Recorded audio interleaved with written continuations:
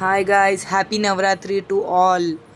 So నిన్న మా అమ్మమ్మ వాళ్ళ ఇంట్లో చౌకీ అయింది గాయస్. చౌకీ అంటే మా దగ్గర మైసమ్మ తల్లి ఉంది. నేను ఆల్రెడీ బోనాల్లో నేను మీకు డీటెయిల్స్ కొంచెం చెప్పాను.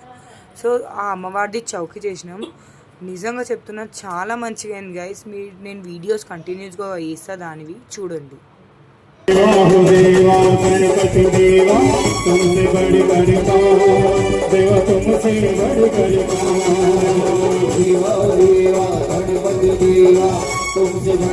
को तुमसे बड़े बड़े को और तुम्हारे दास जनों में और तुम्हारे भक्त जनों में तुमसे बड़े बड़े को जनों का जिनके सिर पर हाथ है माँ बाप।